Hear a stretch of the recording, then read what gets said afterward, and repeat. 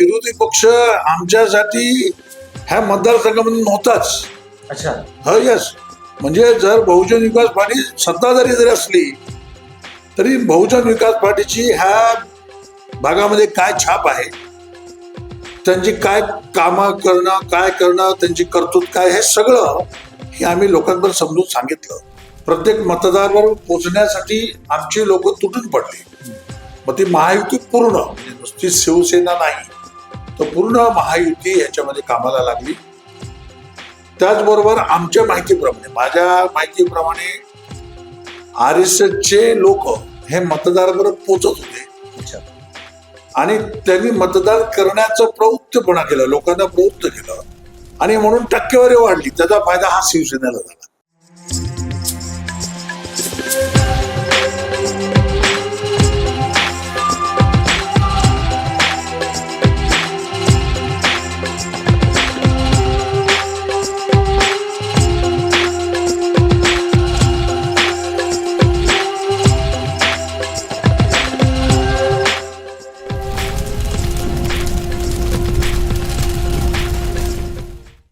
या वर्षी संपूर्ण महाराष्ट्रात विधानसभेच्या निवडणुका सुखरूप रूपाने पार पडले. आपण 20 तारखेला बघितला की भारी प्रमाणात लोकांनी मतदान केला. 23 तारखेला या मतदानाचा निकालही समोर आला.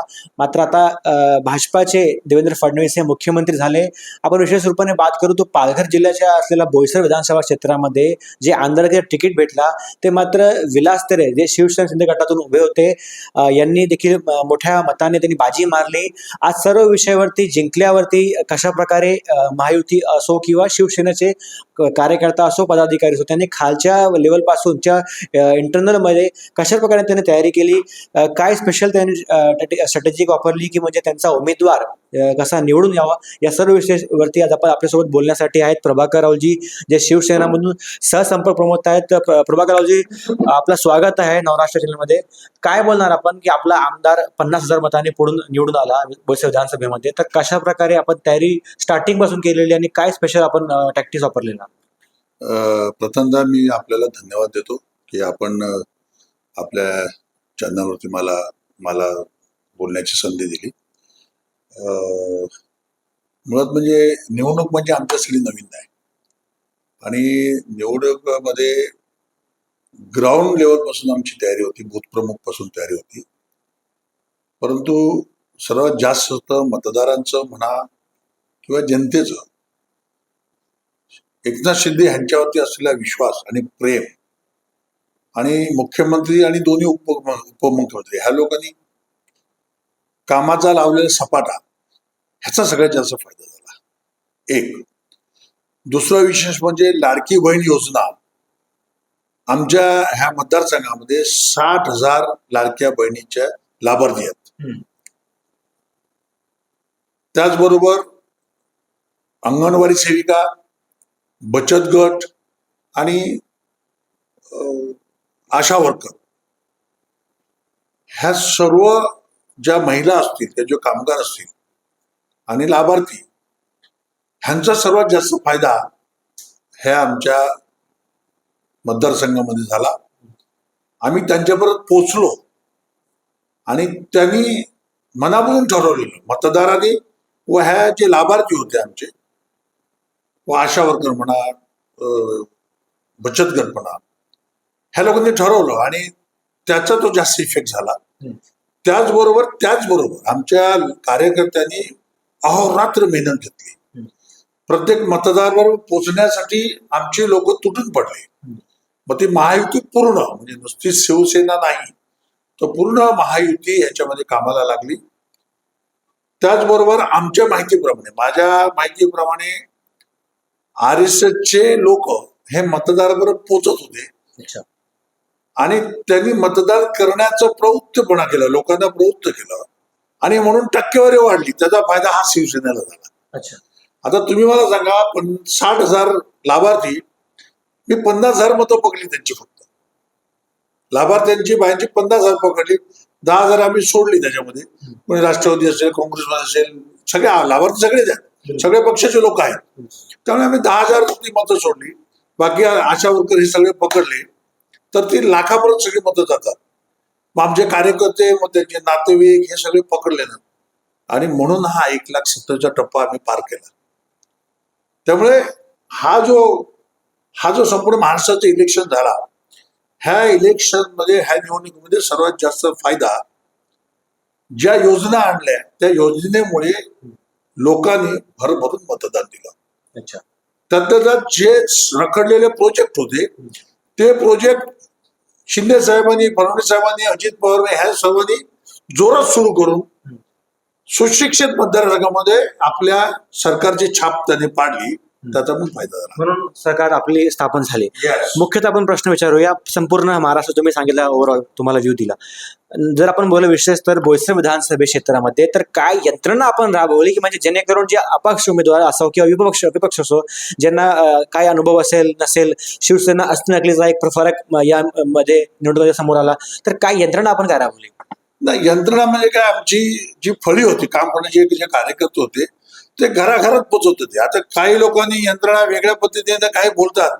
आता तुम्ही मला सांगा, काम करणारा माणूस, तुमच्या गाडीत पेट्रोल नाही तर पेट्रोल टाकीची गाडी चालणार आहे का? तर कार्यकर्त्यांना थोडंफार द्यायला लागते, करायला लागते.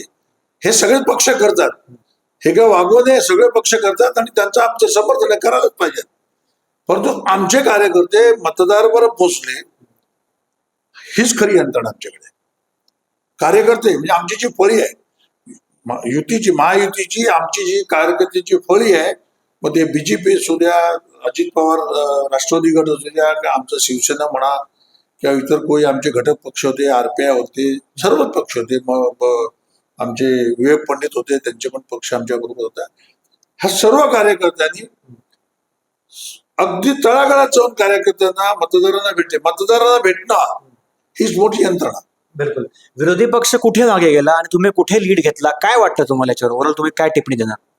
काय झाला, विरोधी पक्ष हा फक्त निवडणुकीवरती या कामाला लागतात आणि आमचे महायुतीचे कार्यकर्ते सातत्याने इलेक्शन असू द्या नसू द्या आम्ही कामं करतो.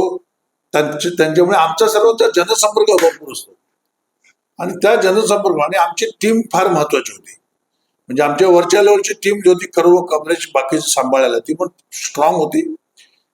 आणि म्हणून हे सर्व जे घडलं त्याला कारण आहे की टीमवर्क चांगलं असल्यामुळे आम्ही व्यवस्थित काम केलं, योजना आल्या. तुमचं असा म्हणणं आहे कुठे ना कुठे इनडायरेक्टपणे की विरोधी पक्षाने त्या टीमवर्क कुठे कुठे बॅलन्स होता किंवा कुठे ना कुठे विरोधी पक्षाने एकत्र येऊन काम नाही केलंय? मुळात म्हणजे विरोधी पक्ष आमच्यासाठी ह्या मतदारसंघामध्ये नव्हताच. अच्छा. हो, यस. म्हणजे जर बहुजन विकास पार्टी सत्ताधारी जरी असली तरी बहुजन विकास पार्टीची ह्या भागामध्ये काय छाप आहे, त्यांची काय कामं करणं, काय करणं, त्यांची कर्तृत्व काय, हे सगळं हे आम्ही लोकांपर्यंत समजून सांगितलं. म्हणजे ज्याला म्हणतात एक साधा आपण हे करतो का, लहान मुलांना कळलं पाहिजे बॅड इफेक्ट आणि गुड इफेक्ट. तो आम्ही लोकांना समजवला ना की तुम्ही इतरांबरोबर जाऊन इतर पक्षामध्ये, सत्ता आमचीच येणार आहे, सत्ता असल्यामुळे केंद्रात सत्ता आमची आहे आणि त्याचा डबल इंजिन सरकार जास्त विकास करू शकतं आणि करून दाखवलंय ना. ते लोकांना दाखवलं. आता त्याच्यात महत्वाचा भाग आहे, मागच्या वेळेस खासदारकीच्या वेळेस 100% मुस्लिम वोट ही आघाडीकडे होती, पण ह्या वेळेस आमदारकीच्या वेळेस चित्र बदललं. मला पूर्ण खात्री आहे आणि मी ठामपणे सांगतो, मी मतदारसंघामध्ये फिरलोय, मुस्लिम मतदारसंघामध्ये त्यांच्याशी जाऊन भेटलोय. 60% मतदारसंघाचे मतदान जे मुस्लिम वोट झालं 100%, त्यातून 60% मतदार हे आम्हाला मिळालेलं आहे, हे मी खात्रीलायक सांगतो. आणि तो पण इफेक्टिव्ह झाला. बिलकुल. कसं वाटलं आपलं, काय पहिला आपली एक कल्पना होती किंवा कसा आपला पहिला इफेक्ट होता की म्हणजे 15 वर्षानंतर बोईसर विधानसभेमध्ये झेंडा भगवा फडकला, तर काय प्रतिक्रिया होती? खरं पाहायला गेलं तर आमचा आनंद एवढा झाला, आम्हाला आनंद, कारण गेले 15 वर्ष जशी ही एका शापित जागा असते तशी 15 वर्ष हा आमदार आम्हाला आला नाही, आमच्यासाठी शापित होत. आणि शिंदे साहेबांनी आम्हाला चॅलेंज दिलेली का ही सीट तुम्ही काढायचीच आहे आणि हे सर्वांच्या एकमताने आम्ही काम केलं आणि म्हणून आम्हाला विजय प्राप्त झाला. अतिशय आनंद झाला.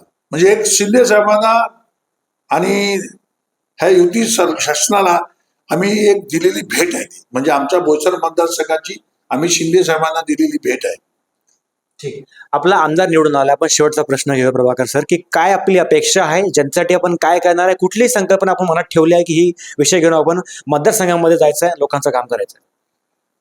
आता आपल्याला माहिती आहे की आमदार म्हटलं की आमदारांच्या वेगळ्या पद्धतीची कामं असतात. जी जी त्यांच्या अंतर्गत येणारी कामं ही पूर्ण करून घेणं, जनतेला सामान्यातला सामान्य माणूस हा आमच्या आमदारवर पोहोचला पाहिजे, सामान्य माणसाची कामं त्यांच्याकडून झाली पाहिजेत, हीच आमची अपेक्षा आहे. कुठलेही जातीभेद न करता, धर्मवाद न करता, कुठलेही वादविवाद न करता सामान्य जनतेची कामं आमच्या महायुतीकडून व्हायला पाहिजेत आणि त्याचा पाठपुरावा आमच्या आमदाराने केला पाहिजे. जे जे प्रकल्प रखडलेले आहेत मागच्या ह्याच्यातले किंवा येणारे काही नवीन प्रकल्प असतील तर ते सर्व प्रकल्प, रखडलेले प्रकल्प चालू करणं आणि येणारे प्रकल्प व्यवस्थितरित्या सुरू करणं हीच त्यांच्याकडून अपेक्षा आहे आम्हाला. बाकी काही अपेक्षा नाही. धन्यवाद. तर हे होते आपल्यासोबत सहसंपर्क प्रमुख बोईसर विधानसभेमध्ये प्रभाकर रावलजी, ज्यांनी ठामपणे सांगितलं की या मतदारसंघामध्ये मुस्लिम बांधवांची फार एक मोठी भूमिका आहे आणि लाडकी बहिणींचा पण एक मोठा सहभाग आहे. विशेषतः कशा प्रकारे शिवसेनाचा आमदार बोईसरला लाभल्यानंतर काय कामावरती विशेष जोर देणार आहे सरकार, हा सर्व बघण्यासारखा विषय असणार आहे. काय आपली भूमिका कमेंट बॉक्समध्ये लिहून पहा. पालघर नवराष्ट्रासाठी दुर्गेश पाठक.